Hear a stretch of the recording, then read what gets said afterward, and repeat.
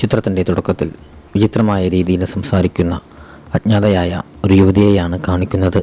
എല്ലാവരും മരിക്കുന്നവരാണെന്നും ചില മരണങ്ങൾ വളരെ ഞെട്ടിപ്പിക്കുന്നവയാണെന്നും അത് നമ്മുടെ ഓർമ്മകളിൽ മായാതെ കിടക്കുമെന്നും ആ സ്ത്രീ പറയുന്നുണ്ടായിരുന്നു. മരിച്ചവർ തങ്ങളുടെ കഥകൾ അറിയണമെന്ന് ആഗ്രഹിക്കുന്നതിനാൽ ഈ ഭീകരതകളെല്ലാം കുത്തിവെച്ച ഒരു സ്ഥലമുണ്ടെന്നും ആ സ്ത്രീ പ്രതിപാദിക്കുന്നുണ്ടായിരുന്നു. ശേഷം കാണിക്കുന്നത് തൻ്റെ അലമാരയിൽ പുസ്തകങ്ങൾ അടുക്കി വെച്ചുകൊണ്ടിരിക്കുന്ന ഒരു പുസ്തക വ്യാപാരിയെയാണ്.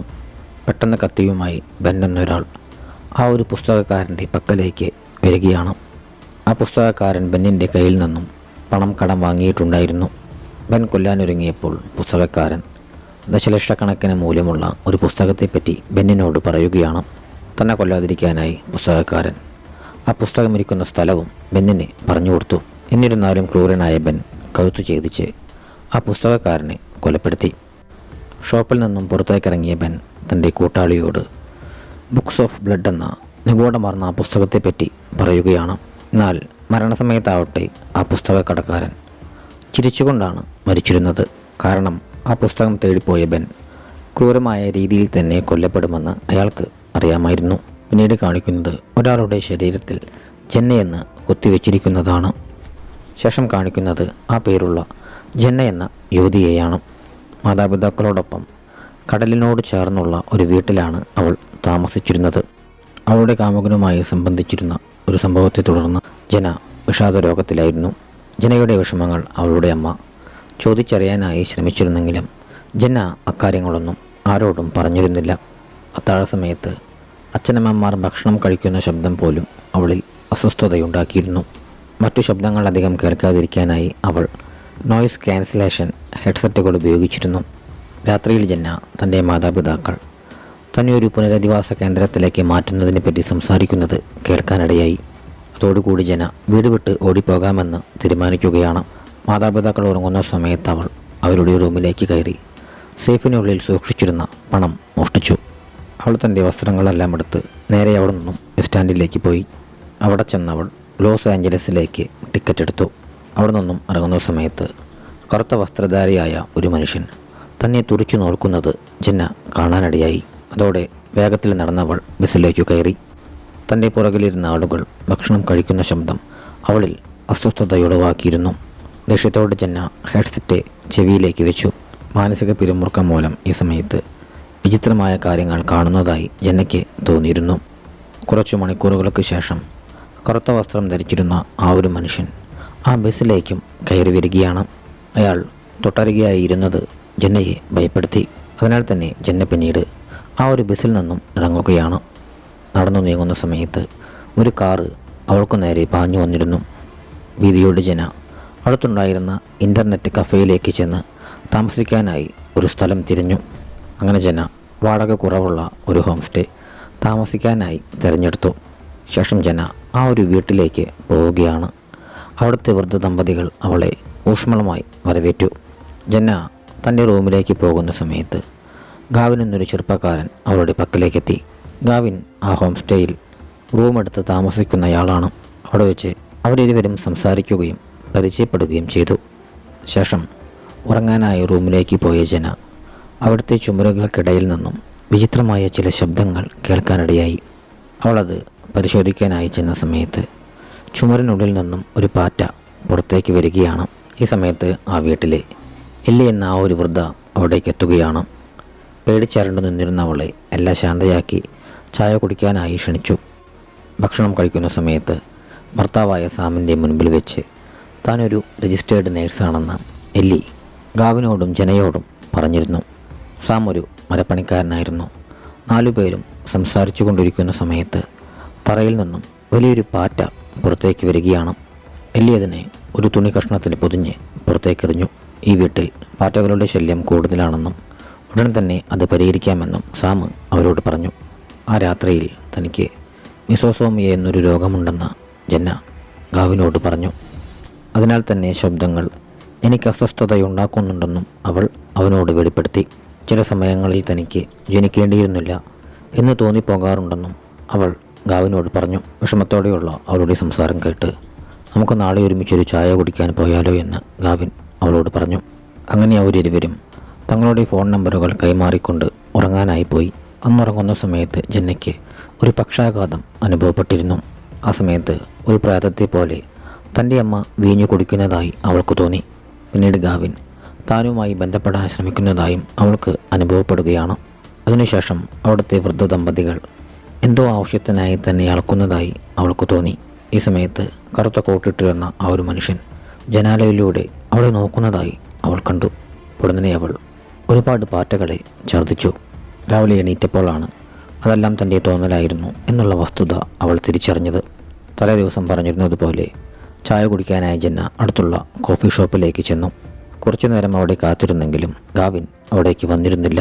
എന്നാൽ അല്പസമയത്തിനകം തന്നെ കറുത്ത വസ്ത്രധാരിയായ ആ ഒരു മനുഷ്യൻ അവിടേക്കുമെത്തി. അയാൾ തന്നെ പിന്തുടരുകയാണെന്ന് മനസ്സിലാക്കിയ ജന്ന ആ കോഫി ഷോപ്പിൻ്റെ പിൻവാതിലിലൂടെ സ്ഥലം വിട്ടു. ഭീതിയോടെ അവൾ അവിടെ നിന്നും ഹോം സ്റ്റേയിലേക്ക് മടങ്ങി. ശേഷം അവൾ മാനസികമായ തൻ്റെ അസുഖത്തെക്കുറിച്ച് എല്ലിയോടും വിവരിച്ചു. എല്ലി അവളെ ആശ്വസിപ്പിച്ചു. മനസ്സ് ശരിയാവാനായി കുറച്ചു കാലം കൂടി ഇവിടെ തങ്ങാനായി എല്ലി ജനയോട് നിർദ്ദേശിച്ചു. എല്ലി തൻ്റെ പൂന്തോട്ടത്തിലുള്ള സസ്യങ്ങൾ ജനയ്ക്ക് കാണിച്ചു കൊടുത്തു. അന്ന് രാത്രിയിൽ ജന വീണ്ടും ആ റൂമിൻ്റെ ചുമരിൽ നിന്നും വിചിത്രമായ ചില ശബ്ദങ്ങൾ കേൾക്കാനിടയായി. സൂക്ഷ്മമായി ആ ചുമരിലേക്ക് നോക്കിയ ജന രഹസ്യമായ ഒരു ഷെൽഫ് അവിടെ കാണാനിടയായി. അത് തുറന്നു നോക്കിയ ജന സോംബിയെപ്പോലെ രൂപമുള്ള ഒരു സ്ത്രീയെ കണ്ട് അക്ഷരാർത്ഥത്തിൽ ഞെട്ടി. ആ സ്ത്രീയുടെ കണ്ണും ചെവിയും തുന്നിക്കെട്ടിയ നിലയിലായിരുന്നു. ഈ സമയത്തല്ല അവളുടെ വാതിലിൽ മുട്ടുകയാണ്. അതേ നേരത്താണ് ജന്നയ്ക്ക് ഗാവനിൽ നിന്നും ഒരു മെസ്സേജ് ലഭിക്കുന്നത്. ഉടൻ തന്നെ പോലീസിനെ വിളിക്കാനായി ജന്ന അവന് മറുപടി നൽകി.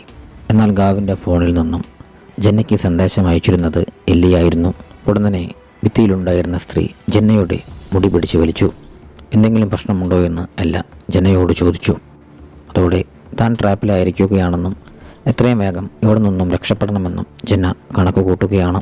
പിന്നീട് വാതിൽ തുറന്ന് എല്ലി റൂമിലേക്ക് പ്രവേശിക്കുകയാണ്. പേടിച്ചരണ്ട് നിന്നിരുന്ന ജന്ന എല്ലിയെ അടിച്ചു വീഴ്ത്തി. പുറത്തേക്ക് ഓടിയ ജന രക്ഷപ്പെടാനായി അവിടെ ഉണ്ടായിരുന്ന ഓരോ വാതിലും തുറക്കാനായി ശ്രമിച്ചു. എന്നാൽ അവയെല്ലാം പൂട്ടിയ നിലയിലായിരുന്നു. ഈ ഒരു സമയത്താണ് ചുമരിനോട് ചേർന്നുള്ള ഒരു രഹസ്യറ അവൾ കാണാനിടയാവുന്നത്. ഭീതിയോടെ അവൾ ആ ഒരു ഇരുട്ടുമുറിയിലേക്ക് പ്രവേശിച്ചു. അതിനകത്ത് സോംബികളെ പോലെയുള്ള നിരവധി ആളുകളുണ്ടായിരുന്നു. അവരുടെ കയ്യിൽ നിന്നും രക്ഷപ്പെട്ടുകൊണ്ട് അവൾ താഴത്തെ നിലയിലേക്ക് ഓടി. പുറത്തു കടക്കാനായി ശ്രമിക്കുന്ന സമയത്ത് സാം അവൾക്ക് മുൻപിലേക്ക് ചാടി വീണു. അങ്ങനെ സാം അവളെ പിടികൂടുകയും എല്ലി മയക്കുമരുന്ന് കുത്തിവെച്ച് അവളെ മയക്കുകയും ചെയ്തു. പിന്നീട് ഉണരുമ്പോൾ ജന ഒരു കസേരയിലാണ്. അവൾക്കെല്ലാം കാണാനും കേൾക്കാനും സാധിക്കുന്നുണ്ടായിരുന്നെങ്കിലും അനങ്ങാനായി കഴിയുന്നില്ല. വർഷങ്ങൾക്ക് മുൻപ് എല്ലിയുടെ മകളുടെ കുടുംബം ഈ വീട്ടിൽ നിന്നും മാറണമെന്ന് വാശി പിടിച്ചെന്നും ഞങ്ങളതിനു സമ്മതിക്കാതെ അവരെ തളർത്തുകയും ചുമരിനുള്ളിൽ കിടത്തിയെന്നുമുള്ള നിഗൂഢമാർന്ന സത്യം ഈ സമയത്ത് എല്ലി ജന്നയോട് വെളിപ്പെടുത്തി. അവരെ കൂടാതെ നിരവധി പേരെ തറയുടെ അടിയിലും മറ്റുമായി സൈക്കോ ദമ്പതികളായ എല്ലിയും സാമും ജീവനോട് തന്നെ സൂക്ഷിച്ചിരുന്നു. അങ്ങനെയുള്ള അവരുടെ ജീവിതം മെച്ചപ്പെട്ടതാണെന്നാണ് എല്ലി അഭിപ്രായപ്പെട്ടിരുന്നത്. അവരുടെ അവസാനത്തെ ഇരയായിരുന്നു ഗാവിൻ. അവനും ആ വീട്ടിലെ ചുമരുകൾക്കുള്ളിൽ എവിടെയോ കുടുങ്ങിക്കിടക്കുന്നുണ്ട്. ക്രൂരമായ ഈ ലോകത്തിലുള്ള ജീവിതത്തിൽ നിന്നും ഞാൻ അവരെ സഹായിക്കുകയാണെന്ന് എല്ലി ജനയോട് പറഞ്ഞു. വൃദ്ധ ദമ്പതികൾ അവർ ബന്ദികളാക്കി വെച്ചിരുന്ന ആളുകൾക്ക് ഭക്ഷണം നൽകുകയും അവർ ജീവനോടെ തന്നെ ഉണ്ടെന്ന് ഉറപ്പാക്കുകയും ചെയ്തിരുന്നു. പിന്നീട് ജന്നയുടെ കണ്ണുകൾ തുന്നിക്കെട്ടുന്നതിനായി എല്ലി അവളുടെ കണ്ണിൽ ഒരു ഇഞ്ചക്ഷൻ കുത്തിവെച്ചു. പിന്നീട് എല്ലി ജന്നയുടെ കണ്ണുകൾ ചൂഴ്ന്നെടുക്കാനായി ഒരുങ്ങിയ സമയത്ത് ആരോ വാതിലിൽ മുട്ടി. അത് ജന്നയെ പിന്തുടർന്നിരുന്ന ആ ഒരു കറുത്ത വസ്ത്രധാരിയായിരുന്നു. അയാൾ തൻ്റെ മകൻ ജന്നയ്ക്കൊപ്പം നിൽക്കുന്ന ഒരു ഫോട്ടോ എല്ലിയെ കാണിച്ചു. ജന്ന എവിടെയുണ്ടോ എന്നും അവളുമായി സംസാരിക്കാനായി ഞാൻ അവളെ പിന്തുടരുകയായിരുന്നുവെന്നും ആ മനുഷ്യൻ എല്ലിയോട് പറഞ്ഞു. അല്പസമയം മുമ്പ് ജന്ന എവിടെ നിന്നും പോയെന്ന് എല്ലി അയാളോട് കള്ളം പറഞ്ഞു. ശേഷം എല്ലി ആ ഒരു മനുഷ്യനെ ചായ കുടിക്കാനായി അകത്തേക്ക് ക്ഷണിച്ചു. തൻ്റെ മകനായ ടോണിയും ജന്നയും കാമുകന്മാരായിരുന്നുവെന്ന് ആ മനുഷ്യൻ എല്ലിയോട് വെളിപ്പെടുത്തി. തൻ്റെ മകൻ മരിച്ച രാത്രിയിൽ അവൻ ജന്നയെ വിളിച്ചിരുന്നെന്നും അവർ തമ്മിൽ എന്താണ് സംസാരിച്ചതെന്നറിയാനായാണ് ഞാൻ അവളെ പിന്തുടരുന്നതെന്നും അയാൾ എല്ലിയോട് വെളിപ്പെടുത്തി. ഉടൻ തന്നെ സാം അയാളുടെ പിന്നിൽ നിന്നും അടിച്ചു വീഴ്ത്തിക്കൊണ്ട് കൊലപ്പെടുത്തുകയാണ്. ഇതേസമയം ബോധം തിരിച്ചു കിട്ടിയിരുന്ന ജന്ന അവിടെ നിന്നും രക്ഷപ്പെടാനായി ശ്രമിക്കുകയാണ്. തറയിലൂടെ ഇഴഞ്ഞു നീങ്ങിയവൾ ജനാലയിലൂടെ പുറത്തേക്ക് ചാടി. ശേഷം അവൾ അവിടെ നിന്നും തൊട്ടടുത്തായി ഉണ്ടായിരുന്ന ഷെഡിലേക്ക് പ്രാണരക്ഷാർത്ഥം ഓടിക്കയറി. ഈ സമയത്ത് അവൾ ആ ഷെഡിനുള്ളിൽ ദമ്പതികൾ വികൃതമാക്കിയ നിലയിലുള്ള ഒരു മനുഷ്യൻ്റെ മൃതശരീരം കാണുകയാണ്. ഭയന്ന് വിറച്ചവൾ ഉടൻ തന്നെ ആ ഷെഡിനുള്ളിൽ നിന്നും പുറത്തേക്കോടി. ഒളിക്കാനായി അവൾ അവിടെ പാർക്ക് ചെയ്തിരുന്ന ടോണിയുടെ പിതാവിൻ്റെ വാഹനത്തിലേക്ക് കയറി. ആ കാറിനകത്ത് താക്കോലില്ലാത്തതിനാൽ അവളതിൻ്റെ ഉള്ളിൽ ഒളിച്ചിരിക്കുകയാണ്. ഒരു സമയത്ത് കറുത്ത വസ്ത്രധാരിയായ ടോണിയുടെ പിതാവിൻ്റെ മൃതശരീരവുമായി ദമ്പതികൾ അവിടേക്കെത്തി. അയാളുടെ മൃതശരീരം കാറിനകത്തേക്ക് കയറ്റിയതിനു ശേഷം സാം ആ വാഹനവുമായി മുന്നോട്ട് നീങ്ങി. സ്വന്തം വാഹനത്തിൽ എല്ലിയും സാമിന് പുറകെയുണ്ടായിരുന്നു. കുന്നിൻ മുകളിലുള്ള ആളൊഴിഞ്ഞൊരു പ്രദേശത്തേക്കാണ് അവർ പോയിരുന്നത്. വാഹനത്തിൽ നിന്നും ഇറങ്ങിയ സാം ആക്സിലേറ്ററിൽ ഒരു പാറക്കല്ലിട്ടു. മൃതശരീരം ഡ്രൈവിംഗ് സീറ്റിലേക്ക് മാറ്റിയിരുന്ന സാം അതിൻ്റെ ഗിയർ മാറ്റി. അതോടെ ആ വാഹനം മുന്നോട്ട് കുതിച്ചു. എന്നാൽ ആ വാഹനത്തിൽ ജന്നയുണ്ടെന്നുള്ള കാര്യം അവരിരുവരും അറിഞ്ഞിരുന്നില്ല. പിന്നീട് ആ ഒരു വാഹനം പാറക്കെട്ടിൽ നിന്നും താഴേക്ക് വീഴുകയാണ്. പിന്നീട് കാണിക്കുന്നത് കുറച്ച് വർഷങ്ങൾക്ക് മുൻപുള്ള രംഗങ്ങളാണ്. മൈൽസ് എന്ന പേര് ഒരാളുടെ ശരീരത്തിൽ കോറിയിട്ടിരിക്കുകയാണ്. ശേഷം നഗ്നനായൊരു യുവാവിനെ ഒരു മുറിയിൽ പൂട്ടിയിട്ടിരിക്കുന്നതായി കാണിക്കുന്നു. പെട്ടെന്ന് അയാൾക്ക് അമാനുഷികമായ എന്തോ ഒന്ന് അനുഭവപ്പെടുകയും അവിടെയുള്ള ലൈറ്റുകൾ അണയുകയുമാണ്. ഈ ഒരു സമയത്ത് അയാളുടെ നിലവിളി ശബ്ദങ്ങൾ കേൾക്കുന്നുണ്ടായിരുന്നു. പിന്നീട് ലൈറ്റുകൾ ഓണാകുന്ന സമയത്ത് ചുമരുകളിലാകെ രക്തം ഉപയോഗിച്ചും മറ്റും എന്തൊക്കെയോ എഴുതി വച്ചിരിക്കുന്ന നിലയിലാണ്. ഈ ഒരു വീഡിയോ മേരി എന്ന പേരുള്ള ഒരു ഗവേഷക കാണുകയാണ്. ആ വീഡിയോ വ്യാജമായിരിക്കാമെന്ന് അവൾക്ക് തോന്നി. അങ്ങനെ ഇരിക്കുകയാണ് അവൾ തൻ്റെ ഏകമകനായ മൈൽസ് ക്യാൻസർ ബാധിതനാണെന്നുള്ള സത്യം അറിയുന്നത്. ഹോസ്പിറ്റലിൽ തൻ്റെ മകനെ കാണാനായി പോകുന്ന സമയത്ത് അവൾ തൻ്റെ മുൻ ഭർത്താവിനെ അവിടെ കാണുകയാണ്. അയാൾ അവിടെ ഉപേക്ഷിച്ച് പോയതുകൊണ്ട് തന്നെ അയാൾ മകനെ കാണുന്നത് മേരിക്ക് ഇഷ്ടമായിരുന്നില്ല. അവസാന നിമിഷം മേരിയുടെ മകനായ മൈൽസിനെ ആകെ ഒരാഗ്രഹമേ ഉണ്ടായിരുന്നുള്ളൂ. എക്കാലവും അവൻ്റെ അമ്മയ്ക്കൊപ്പം ജീവിക്കണമെന്നുള്ളതായിരുന്നു അത്. ദിവസങ്ങൾക്ക് ശേഷം മേരിയുടെ ആ ഒരു മകൻ മരണപ്പെട്ടു. പിന്നീട് മേരി വീണ്ടും ജോലിക്ക് പോയി തുടങ്ങി. ഈ സമയത്ത് സൈമൺ എന്ന പേരുള്ള ഒരു യുവാവ് മേരിയെ കാത്തിരിക്കുന്നുണ്ടായിരുന്നു. ദിവസങ്ങൾക്ക് മുൻപ് മേരിക്ക് ആ ഒരു വീഡിയോ ടേപ്പ് അയച്ചിരുന്നത് അയാളായിരുന്നു. ആ വീഡിയോയിൽ കാണപ്പെട്ടിരുന്ന നഗ്നനായ വ്യക്തി സൈമണായിരുന്നു. ഞാൻ മരിച്ചവരുടെ സന്ദേശവാഹകനാണെന്ന് അയാൾ മേരിയോട് പറഞ്ഞു. അത് വിശ്വസിക്കാതെ മേരി അവനോട് ഇറങ്ങിപ്പോകാനായി ആവശ്യപ്പെട്ടു.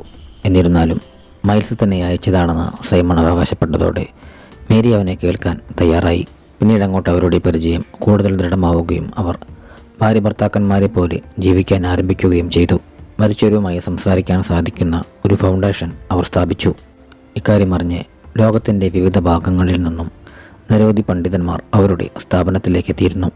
പിന്നീട് കാണിക്കുന്നത് ഒരു ഫ്ലാഷ് ബാക്കാണ്. തൻ്റെ പക്കലേക്ക് വന്നിരുന്ന സൈമൺ പറഞ്ഞിരുന്ന കാര്യങ്ങളെല്ലാം സത്യമാണോ എന്നറിയാനായി മേരി അവനെ പരീക്ഷണത്തിനായി ആളൊഴിഞ്ഞൊരു മുറിയിലേക്ക് കയറ്റിയിരുന്നു. സൈമൺ ശരീരത്തിൽ എന്തെങ്കിലും മറയ്ക്കുന്നുണ്ടോ എന്ന് മേരി പരിശോധിച്ചു. പരിശോധന കഴിഞ്ഞവൾ ആ മുറിയിൽ നിന്നും പുറത്തിറങ്ങി വാതിൽ പൂട്ടി.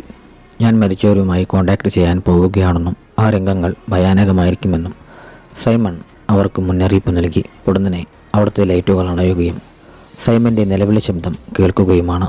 അവൻ അയച്ചു കൊടുത്തിരുന്ന ആ വീഡിയോയിൽ കണ്ടിരുന്നത് പോലെ വീണ്ടും ലൈറ്റുകൾ ഓണാകുന്ന സമയത്ത് ആ മുറിയിൽ എന്തൊക്കെയോ എഴുതി വെച്ചിട്ടുള്ളതായി മേരിയും കൂട്ടരും കാണുകയാണ്. ഈ സമയത്ത് സൈമൺ അപസ്മാരം വന്നതുപോലെ നിലത്ത് കിടക്കുകയായിരുന്നു. അക്കൂട്ടത്തിൽ ഞാൻ ഉറങ്ങുന്നില്ല എമ്മേ എന്നുള്ള ഒരു സന്ദേശം കൂടി ഉണ്ടായിരുന്നു. അത് തൻ്റെ മകനായ മൈൽസിൽ നിന്നുമാകുമെന്ന് മേരി കണക്കുകൂട്ടി. ഈ സംഭവത്തോടു കൂടി സൈമൺ പറഞ്ഞിരുന്നതെല്ലാം സത്യമാണെന്ന് മേരി കരുതുകയാണ്. അങ്ങനെ മേരി സൈമണെ തൻ്റെ വീട്ടിലേക്ക് കൂട്ടിക്കൊണ്ടു പോവുകയാണ്. എന്നാൽ സൈമൺ നേരെ പോയിരുന്നത് മൈൽസിൻ്റെ റൂമിലേക്കായിരുന്നു. മൈൽസിൻ്റെ ആത്മാവ് ഇവിടെ തന്നെ ഉണ്ടെന്ന് സൈമൺ മേരിയോട് പറഞ്ഞു. എന്തുകൊണ്ടാണ് തൻ്റെ മകൻ്റെ ആത്മാവ് ഒരപരിചിതൻ്റെ പക്കലേക്ക് പോയതെന്ന് മേരി സംശയത്തോടെ ചിന്തിച്ചു. മേരി ഇതേപ്പറ്റി ചോദിച്ചതോടെ അവ്യക്തമായ ചില മറുപടികളാണ് സൈമൺ അവൾക്ക് നൽകിയിരുന്നത്. അങ്ങനെയാണ് സൈമൺ അവളുമായി അടുത്തിരുന്നത്. അങ്ങനെ ഇരുവരും ബന്ധപ്പെടുകയും ചെയ്തു. ശേഷം അവരിരുവരും ഇതേക്കുറിച്ചുള്ള ഒരു ഫൗണ്ടേഷൻ സ്ഥാപിക്കുകയും ഗവേഷണങ്ങളുമായി മുന്നോട്ട് പോവുകയുമാണ്. സൈമണോടൊപ്പം ചെലവഴിക്കുന്ന നിമിഷങ്ങളിലെല്ലാം താൻ തൻ്റെ മകനോട് കൂടുതൽ അടുത്തിരിക്കുന്നതായി മേരിക്ക് തോന്നി. എന്നാൽ ഒരു ദിവസം അപ്രതീക്ഷിതമായി സൈമൺ മറ്റൊരു സ്ത്രീയുമായി ബന്ധപ്പെടുന്ന കാഴ്ച മേരി കാണാനിടയായി. മദ്യപിച്ച് ലക്ക് കെട്ട അവസ്ഥയിലായിരുന്ന സൈമൺ താനൊരു വഞ്ചകനാണെന്നുള്ള വസ്തുത അവളോട് വെളിപ്പെടുത്തി. യഥാർത്ഥത്തിൽ സൈമൺ മരിച്ചവരുടെ സന്ദേശവാഹകനായിരുന്നില്ല. മേരിയുടെ മുൻ ഭർത്താവിൽ നിന്നുമാണ് അവൻ മൈൽസിനെ കുറിച്ച് അറിഞ്ഞിരുന്നത്. മേരി അവനെ പരീക്ഷിച്ചിരുന്ന സമയത്ത് ആ മുറിയിൽ താൻ കൃത്രിമം നടത്തിയിരുന്നതായി അവൻ സമ്മതിച്ചു. പരീക്ഷണം നടത്തിയിരുന്ന സമയത്ത് കുറച്ചു സമയം വൈദ്യുതി വിച്ഛേദിക്കാനായി സൈമൺ ഒരു ടെക്നീഷ്യനെ പണം നൽകിയിരുന്നു. അവിടുത്തെ സന്ദേശങ്ങളെല്ലാം എഴുതിയിരുന്നത് ഒരു രാസവസ്തു ഉപയോഗിച്ച് തലേ ദിവസം രാത്രിയിലായിരുന്നു. മറ്റൊരു രാസവസ്തു സ്പ്രേ ചെയ്താൽ മാത്രമേ എഴുതിയിരിക്കുന്ന വാക്കുകൾ കാണാനായി സാധിക്കുമായിരുന്നുള്ളൂ. മാത്രവുമല്ല, ബോധം കെടാനായുള്ള ഇഞ്ചക്ഷനും 1.5 മണിക്കൂർ മുമ്പ് സൈമൺ തൻ്റെ ശരീരത്തിൽ കുത്തിവെച്ചിരുന്നു. സൈമൺ തന്നെ വിദഗ്ധമായി വഞ്ചിച്ചതാണെന്നറിഞ്ഞതോടെ മേരിയാകെ തകർന്നുപോയി. വിഷമത്തോടെ മേരി തൻ്റെ മകൻ്റെ റൂമിലേക്ക് ചെന്നു. അവൾ അവിടെ ഉണ്ടായിരുന്ന തൻ്റെ മകൻ്റെ ഇഷ്ടപ്പെട്ട കളിപ്പാട്ടം വാരിപ്പുണർന്നു. ഈ സമയത്ത് ഒരു അദൃശ്യ ശക്തി അവിടുത്തെ ബോർഡിൽ എഴുതാൻ ആരംഭിച്ചു. അവനെ ഞങ്ങളുടെ പക്കലേക്ക് കൊണ്ടുവരൂ എന്നാണ് ആ ഒരു ബോർഡിൽ എഴുതിയിട്ടുണ്ടായിരുന്നത്. ഈ ഒരു സമയത്ത് അവൾക്ക് തൻ്റെ മകൻ്റെ ആത്മാവിനെ അവിടെ കാണാനായി സാധിച്ചിരുന്നു. പിറ്റേന്ന് രാവിലെ സൈമൺ മേരിയുടെ പക്കലേക്ക് ചെന്ന് ക്ഷമാപണം നടത്തി. സൈമൺ പോകാനൊരുങ്ങിയെങ്കിലും മേശപ്പുറത്ത് ധാരാളം പണമുണ്ടെന്നും പറഞ്ഞുകൊണ്ട് ഈ ഒരു പ്രവൃത്തി തുടരുവാനായി മേരി അവനെ നിർബന്ധിച്ചു. അവൾ ദേഷ്യപ്പെടുമെന്ന് കരുതിയിരുന്ന സൈമൺ ഞെട്ടിപ്പോയി. അങ്ങനെ അവൻ ആ നാടകം തുടരാമെന്ന് സമ്മതിച്ചു. ശേഷം കാണിക്കുന്നത് ഇരുവരും വീണ്ടും ഒന്നിച്ചതിനു ശേഷമുള്ള വർത്തമാന കാലഘട്ടമാണ്. സൈമൺ തൻ്റെ കഴിവുകളെ തത്സമയമായി നിങ്ങൾക്ക് കാണിച്ചു തരുമെന്ന് അവൾ തൻ്റെ കാണികളെ അറിയിച്ചു. ഇത് കേട്ട് നീ എന്താണ് ഈ പറയുന്നത്? എനിക്കതിന് താല്പര്യമില്ലെന്ന് സൈമൺ അവൾക്ക് മറുപടി നൽകി. അത് വകവയ്ക്കാതെ അവൾ സൈമണെ മൈൽസിൻ്റെ റൂമിലേക്ക് മാറ്റി വാതിൽ പൂട്ടി. എന്ത് സംഭവിച്ചാലും ആരും വാതിൽ തുറക്കരുതെന്ന് അവൾ തൻ്റെ പ്രേക്ഷകരോട് പറഞ്ഞു. ഈ ഒരു സമയത്ത് ആ റൂമിലുണ്ടായിരുന്ന കസാര തനിയെ നീങ്ങുന്ന ഭയാനകമായ കാഴ്ച സൈമൺ കാണുകയാണ്. ആ കസാരയിലിരുന്ന് ആടിയിരുന്നത് മൈൽസിൻ്റെ പ്രേതമായിരുന്നു. താമസിയാതെ തന്നെ നിരവധി ആത്മാക്കൾ അവിടെ പ്രത്യക്ഷപ്പെടുകയും സൈമണെ ആക്രമിക്കാനായി തുടങ്ങുകയുമാണ്. അവർ അവൻ്റെ ചർമ്മത്തിൽ 100 കണക്കിന് സന്ദേശങ്ങൾ കോറിയിട്ടു. വേദനയോടെ സൈമൺ നിലവിളിച്ചെങ്കിലും മേരി വാതിൽ തുറന്നില്ല. അല്പസമയത്തിനകം തന്നെ ആ നഗരം മുഴുവൻ അന്ധകാരത്തിലാവുകയാണ്. അവസാനം വാതിൽ തുറന്ന മേരിക്ക് കാണാനായി സാധിച്ചത് മൃതപ്രാണനായ നിലയിലുള്ള സൈമണെയാണ്. ഒരു സമയത്ത് അവൻ്റെ ശരീരം നിറയെ മരിച്ചവരിൽ നിന്നുള്ള സന്ദേശങ്ങളായിരുന്നു. അവൻ്റെ ശരീരത്തിൽ രക്തം കൊണ്ടെഴുതിയ നിലയിലുള്ള ബെന്നിൻ്റെ പേര് കൂടിയുണ്ടായിരുന്നു. ശേഷം കാണിക്കുന്നത് പുസ്തക വിൽപ്പനക്കാരനെ കൊന്നിരുന്ന ബെന്നിനെയും അവൻ്റെ കൂട്ടാളിയായ സ്റ്റീവിനെയുമാണ്. പുസ്തകക്കാരൻ പറഞ്ഞിരുന്ന ബുക്സ് ഓഫ് ബ്ലഡ് എന്ന ആ ഒരു പുസ്തകം തേടി അവർ രാവനൂർ എന്ന സ്ഥലത്തേക്ക് യാത്രയാവുകയാണ്. ഈ സമയത്ത് അവരുടെ വാഹനം ഒരു യുവതിയുടെ ദേഹത്ത് തട്ടാനായി പോയിരുന്നു. അത് മറ്റാരുമായിരുന്നില്ല, അവിടെ ബസ് ഇറങ്ങിയിരുന്ന ജനയായിരുന്നു. ഇരുവരും തങ്ങളുടെ ലക്ഷ്യസ്ഥാനത്തെത്താറായപ്പോൾ രാവന്നൂർ പ്രേതബാധയുള്ള പ്രദേശമാണെന്ന് സ്റ്റീവ് ബെന്നിനെ മുന്നറിയിപ്പ് നൽകി. ആരും അവിടെ പോകാൻ ധൈര്യപ്പെടാറില്ലെന്നും സ്റ്റീവ് ബെന്നിനെ അറിയിച്ചു. എന്നാൽ ബെന്നിൻ്റെ നിർബന്ധപ്രകാരം സ്റ്റീവിനെ മുന്നോട്ട് പോകേണ്ടി വന്നു. അവർ ആ പ്രദേശത്തേക്ക് എത്തിയതോടെ അവരുടെ കാറ് പെട്ടെന്ന് നിന്നു പോവുകയാണ്. എന്തു പറ്റിയെന്ന് നോക്കാനായി ബെന്നെ പുറത്തേക്കിറങ്ങി. ഈ നേരത്ത് സ്റ്റീവ് മരിച്ചുപോയ തൻ്റെ അമ്മയുടെ ആത്മാവിനെ കാണുകയാണ്. അതോടെ സ്റ്റീവ് അമ്മയുടെ ആത്മാവിൻ്റെ പിന്നാലെ അവിടെ അടുത്തുണ്ടായിരുന്ന ഒരു പള്ളിയിലേക്ക് പോയി. ഇത് കണ്ട് ബെന്നെ അവന് പിന്നാലെ പള്ളിയിലേക്ക് കയറി. ഈ ഒരു സമയത്ത് സ്റ്റീവ് അവൻ്റെ തൊണ്ടയിൽ തോക്ക് പിടിച്ച് നിൽക്കുകയായിരുന്നു. ഉടനെ പ്രേതബാധ കയറിയിരുന്ന സ്റ്റീവ് സ്വയം നിറയൊഴിച്ച് ആത്മഹത്യ ചെയ്തു. ഇത് കണ്ട് ഭീതിയോടെ ബെന്നെ ആ ഒരു പള്ളിയിൽ നിന്നും ഇറങ്ങിയോടി. വിജനമായ പ്രദേശത്തു കൂടി മുന്നോട്ടേക്ക് നീങ്ങിയവൻ അവസാനം മേരിയുടെ വീട്ടിലേക്കാണ് എത്തിച്ചേർന്നിരുന്നത്. അകത്തേക്ക് പ്രവേശിച്ചവൻ മുകളിലത്തെ നിലയിൽ ആരോ ചിരിക്കുന്നത് കേൾക്കാനിടയായി. അങ്ങനെ അവൻ അവിടെ ഉണ്ടായിരുന്ന മൈൽസിൻ്റെ റൂമിലേക്ക് എത്തിപ്പെടുകയാണ്. അവിടെ പ്രായമായ നിലയിൽ മേരിയും ഉണ്ടായിരുന്നു. സൈമണും ഈ ഒരു സമയത്ത് അവൾക്കൊപ്പം ഉണ്ടായിരുന്നു. അവർക്കു നേരെ തോക്കു ചൂണ്ടിക്കൊണ്ട് ബുക്സ് ഓഫ് ബ്ലഡ് എന്ന പുസ്തകം ബെൻ അവരോട് ചോദിച്ചു. ഈ ഒരു സമയത്താണ് ആ പുസ്തകം സൈമൺ തന്നെയാണെന്നുള്ള വസ്തുത മേരി ബെന്നിനോട് വെളിപ്പെടുത്തുന്നത്. സൈമണിൻ്റെ ശരീരത്തിൽ മുഴുവൻ മരിച്ചവരെഴുതി വച്ചിരിക്കുന്ന കഥകളാണ്. പുസ്തകം തേടി ഇവിടേക്കെത്തുന്ന ആദ്യത്തെ ആളല്ല താനെന്നും അവൾ ബെന്നിനോട് വെളിപ്പെടുത്തി. ഈ ഒരു സമയത്ത് മേരിയുടെ മകൻ്റെ ആത്മാവും അവിടെ ഉണ്ടായിരുന്നു. ഈ ഒരു സമയത്ത് സൈമണിൻ്റെ ശരീരത്തിലെ ആത്മാക്കൾ എഴുതിയിരുന്ന തൻ്റെ പേര് ബെന്ന് കാണുകയാണ്. അല്പസമയത്തിനകം തന്നെ ഒരുപാട് എലികൾ ബെന്നിനെ ആക്രമിക്കാനായി പാഞ്ഞെടുത്തു. അത് കണ്ട് ഭീതിയോടെ ബെന്നെ പുറത്തേക്കോടി. ഷർട്ടിനകത്തേക്ക് കയറിയ എലികളെ കൊല്ലാനായി ബെന്നെ കത്തി ഉപയോഗിച്ചു. എന്നാൽ ആ കത്തി ഉപയോഗിച്ച് അവൻ കുത്തിയിരുന്നത് സ്വന്തം ശരീരത്തിൽ തന്നെയായിരുന്നു. അവശതയോടെ ബെൻ അവിടെ നിന്നും രക്ഷപ്പെടാനായി ശ്രമിക്കുകയാണ്. അങ്ങനെ അവൻ എല്ലിയുടെയും സാമിൻ്റെയും ആ ഒരു വീട്ടിലേക്ക് എത്തിച്ചേരുകയാണ്. ഈ സമയത്ത് സാം ഗാവിൻ്റെ ശരീരവുമായി അവിടെ ഇരിക്കുന്നുണ്ടായിരുന്നു. ഈ ഒരു കാഴ്ച കൂടി കണ്ടതോടെ ബെന്നെ നിസ്സഹായനായി നിന്നു പോവുകയാണ്. പൊടുന്നനെ എല്ലി അവനെ പുറകിൽ നിന്നും ആക്രമിച്ച് കൊലപ്പെടുത്തി. ശേഷം കാണിക്കുന്നത് അപകടത്തിൽ നിന്നും രക്ഷപ്പെട്ട് ആശുപത്രിയിൽ കഴിയുന്ന ജന്നയെയാണ്. ഈ നേരത്ത് അവളോടൊപ്പം ടോണിയുടെ പിതാവിൻ്റെ മൃതശരീരം കണ്ടെത്തിയതായി പോലീസ് അവളുടെ മാതാപിതാക്കളോട് പറയുകയായിരുന്നു. ഇത് കേട്ട് ടോണി മരിക്കുന്നതിലും മുൻപ് ജനയുമായി പ്രണയത്തിലായിരുന്നുവെന്ന് അവളുടെ അമ്മ പോലീസിനോട് വെളിപ്പെടുത്തി. കുറച്ച് ദിവസങ്ങൾക്ക് ശേഷം ജന്ന ആശുപത്രിയിൽ നിന്നും വീട്ടിലേക്കെത്തി. എന്നാൽ ജന കടുത്ത വിഷാദ രോഗത്തിലായിരുന്നു. അങ്ങനെ അവൾ മുൻകാമുകനായ ടോണിയുമായി ചെലവഴിച്ചിരുന്ന നിമിഷത്തെക്കുറിച്ച് ആലോചിക്കുകയാണ്. അങ്ങനെ അവൾ ടോണിയെ അവസാനമായി വിളിച്ചിരുന്ന രംഗങ്ങൾ ഓർത്തെടുക്കുകയാണ്. ഇരുവരും തമ്മിൽ പിണങ്ങിയ സമയത്ത് താഴേക്ക് ചാടി ചാവാനായി ടോണിയോട് പറഞ്ഞിരുന്നത് ജനയായിരുന്നു. ഞാനും നിന്നെപ്പോലെ തന്നെ ഒരു മേൽക്കൂരയുടെ മുകളിലാണെന്നും നീ ചാടിയാൽ പിന്നാലെ ഞാനും ചാടുമെന്നും വീട്ടിലായിരുന്നു ജന ടോണിയോട് കള്ളം പറഞ്ഞിരുന്നു. നീ ഒരു ഭീരുവാണെന്നെല്ലാം പറഞ്ഞുകൊണ്ട് ജന പരിഹസിച്ചതോടെ ടോണി താഴേക്ക് ചാടി ആത്മഹത്യ ചെയ്യുകയായിരുന്നു. എന്നാൽ അവനങ്ങനെ ചെയ്തു കളയുമെന്ന് ജനയൊരിക്കലും കരുതിയിരുന്നില്ല. അക്കാര്യത്തെ ഓർത്ത് ജനയ്ക്ക് കുറ്റബോധം തോന്നുകയും അവൾ കരയുകയുമാണ്. കുറ്റബോധം മൂലം ജനയ്ക്കിപ്പോൾ ജീവിതം മടുത്തിരിക്കുന്നു. ജന പിന്നീട് വീണ്ടും വീട്ടിൽ നിന്നും ഒളിച്ചോടുകയും ക്രൂരന്മാരായ വൃദ്ധദമ്പതികളുടെ പക്കലേക്ക് ചെല്ലുകയുമാണ്. ക്രൂരമായ പീഡനം സഹിച്ച് പ്രായശ്ചിത്തം ചെയ്യാനായിരുന്നു അവളുടെ ആ പുറപ്പാട്. ദമ്പതികൾ തങ്ങൾ സാധാരണ ചെയ്യാറുള്ളതുപോലെ ജന്നയുടെ കണ്ണും ചെവിയും തുന്നിക്കെട്ടി. ശേഷം അവളെ മറ്റു മനുഷ്യരെ പോലെ തറയിലേക്ക് മാറ്റി. ഒന്നും കാണാനും കേൾക്കാനും സാധിക്കാതെ ശരീരം അനക്കാൻ പറ്റാത്ത അവസ്ഥയിൽ ജനയവിടെ കിടക്കുകയാണ്. ഈ ഒരു സമയത്ത് താൻ തൻ്റെ തെറ്റുകൾക്കുള്ള ശിക്ഷ ഏറ്റുവാങ്ങി എന്നുള്ള വിശ്വാസത്തോടെ ജന പുഞ്ചിരിക്കുകയാണ്. പിന്നീട് ബുക്സ് ഓഫ് ബ്ലഡ് എന്ന സൈമനോടൊപ്പം ഇരിക്കുന്ന മേരിയെ കാണിച്ചുകൊണ്ടാണ് ചിത്രം അവസാനിക്കുന്നത്.